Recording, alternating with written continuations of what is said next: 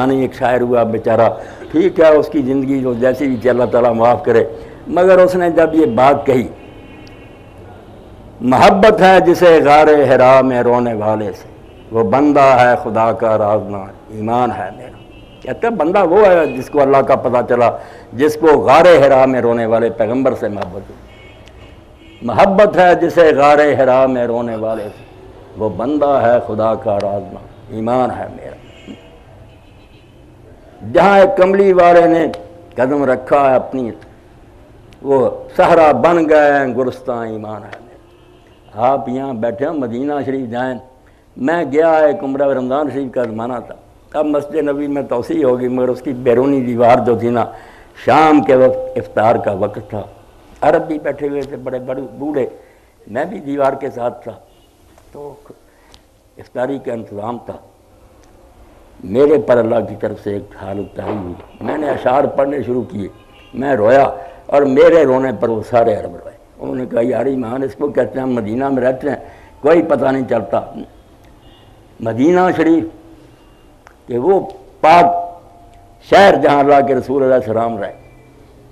دراں زمین کے نسیم میں وفضل تر رہے دور کہ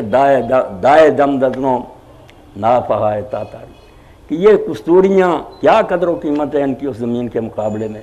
جہاں رسول کی زلفوں کی ہوائیں لہرائیں۔ پیغمبر خدا نے زندگی گزاری اس شہر سے بڑھ کے بطیب رسول اللہ تابا نسیم ہوا۔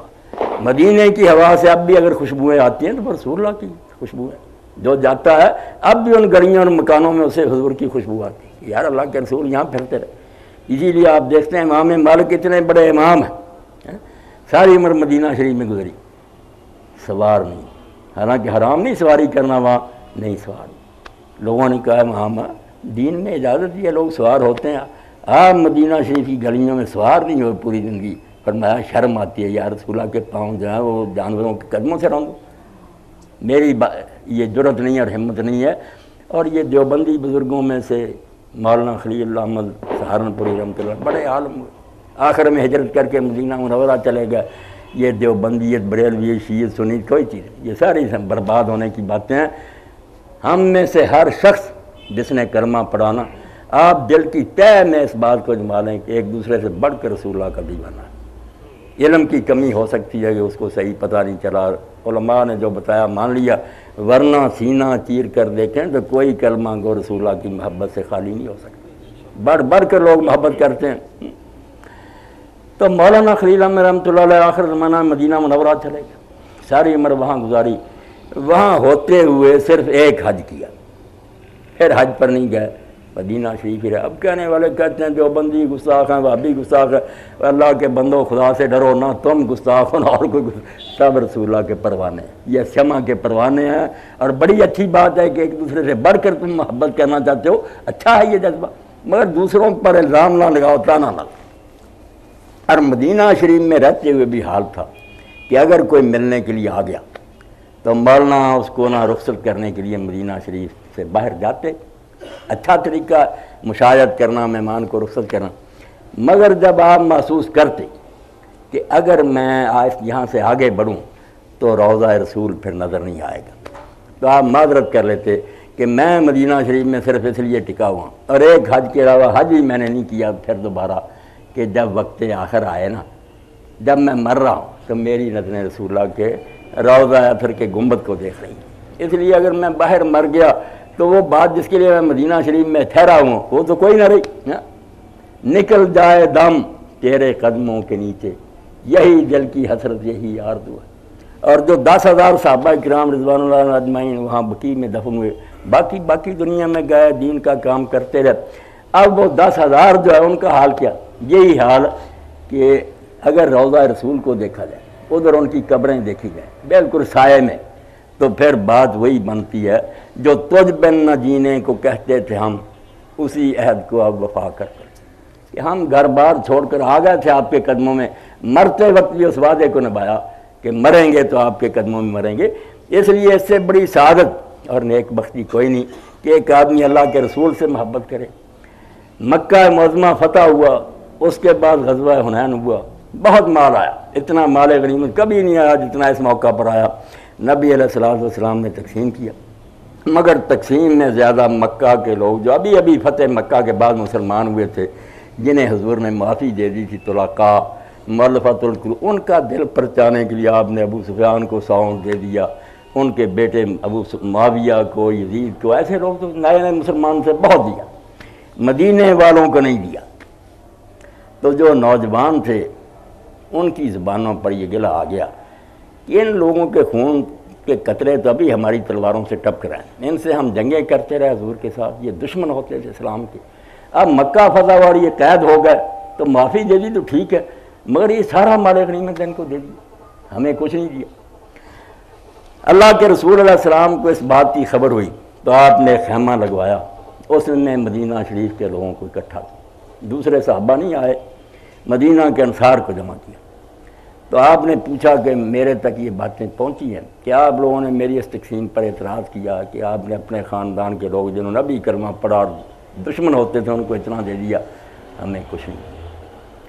تو بزرگوں نے کہا کہ اللہ کے رسول کسی بزرگ آدمی نے یہ باتیں نہیں کہی، نوجوانوں کے منہ پر یہ باتیں آ گئیں، چھوکروں نے ضرور گیلا کیا۔ تو نبی علیہ الصلوۃ والسلام نے جس حکمت سے، جس پیار سے موقع کو سنبھالا، گلا تو ٹھیک تھا ان کا، تو نبی علیہ السلام نے فرمایا کہ اگر میں یہ کہوں کہ لوگوں نے مجھے نہ مانا اور تم نے میرا ساتھ دیا تو بالکل تم سچے ہو،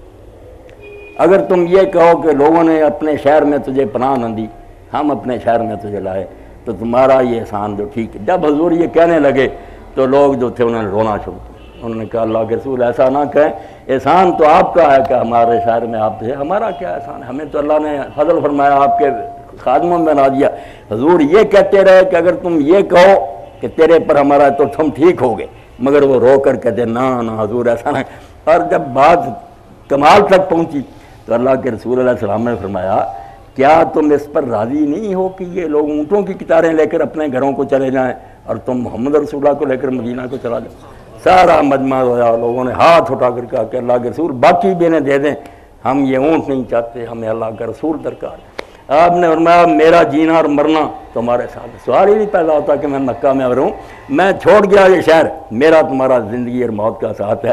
مدینہ منورہ میں حضور کی قبر بنی، اور آپ دیکھتے ہیں کہ یہ جو کہتے ہیں مسجد نبی دیکھنے جاؤ، کئی ہمارے حدیث حضرات کہتے ہیں قبر پاک نہ دیکھنے جاؤ، بھائی مسجد اقصیٰ کا کوئی درجہ، کتنے لوگ جاتے ہیں مسجد اقصیٰ؟ اب مسجد کی بات نہیں، جو دل کی بات ہے ماننی چاہیے، اگر روضہ رسول وہاں نہ ہوتا تو کوئی بھی نہ جاتا۔ مسجد میں جانے کا تو نقصان ہے، مکہ معظمہ میں 1,00,000 نماز کا ثواب ہے، اور مسجد نبی میں کیا 1,000 نماز کا ثواب، نمازوں کے لیے جانا تو گھاٹا ہے۔ اصل نفع جو ہے وہ یہ ہے بھائی، سچی بات ہے، بات کو چھپانا نہیں چاہیے کہ اگر رسول اللہ کے سامنے حاضری نہ ہوتی اور نبی علیہ السلام یہ بات نہ فرماتے کہ جب بھی کوئی مسلم قیامت تک لیے کہہ دیا ما من مسلم یسلم علیہ، قیامت تک بھی جب کوئی آدمی میرے اوپر سلام کہے گا الا رد اللہ علیہ روحی حتی رد علیہ السلام، سن لو جو میرے سامنے، یہی نہیں تمہیں بھی میں خوشخبری دے کر جا رہا ہوں کہ جو آ کر سلام کہے گا اللہ تعالیٰ میری روح کو اطلاع دے گا اور میں اس کے سلام کا جواب دوں گا۔ اب آپ سمجھیں کہ میں اور آپ ساری زندگی میں حضور کی طرف سے ایک جواب ہمیں مل جائے نا کہ اچھا بچہ تجھ پر سلام ہو تو بیڑا پار ہو۔ مولانا منظور نعمانی رحمۃ اللہ علیہ دیوبندی عالم معارف الحدیث میں لکھتے ہیں اسی حدیث کے تحت بہر سلام مکن رنجیا از جواب اے اللہ کے رسول میں نہیں کہتا کہ میرے ہر سلام پر آپ اپنی زبان کو تکلیف دیں، بے شک نہ دیں کہ صد سلام ہے مرا بس یا کہ جواب اب تو، میرے لاکھوں سلاموں کے لیے زندگی میں ایک جواب ہی آپ دے دینا، بات باری ہے۔ اس لیے مدینہ شریف جو جاتے ہیں لوگ مسجد کے لیے نہیں جاتے، مسجد میں اس ثواب بہت کم ہے۔ یہ بھی مشہور ہے کہ 50,000 نماز کا سب غلط، صرف 1000 نماز کا صحیح حدیث ہے، مکہ میں لاکھ کا، مگر مکہ میں یہ دولت نہیں ملتی۔ رسول اللہ پر سلام کہنا اور حضور کے سلام سے مشرف ہونا یہ مکہ میں کہاں نصیب ہے۔ اس لیے علامہ اقبال کہتے ہیں، جو کہتے ہیں نا ہم نے مکے میں طواف کرنے ہیں، وہ کہتے ہیں رہو تم یہاں اللہ تعالیٰ کے پاس بیٹھے رہو، مگر میں تو بھائی محبوب کے دیار کی طرف جا رہا ہوں، مجھے تو مدینہ کھینچ رہا ہے، بخاصاں باس تو ان میں شریک ہو جا، طواف کر، مگر میں اللہ کے رسول کی ملاقات سے بڑھ کر کسی شے کو نہیں جانتا۔ تو آپ سارے خواہ کسی گروہ سے آپ کا تعلق، خوش قسمت ہے کہ آپ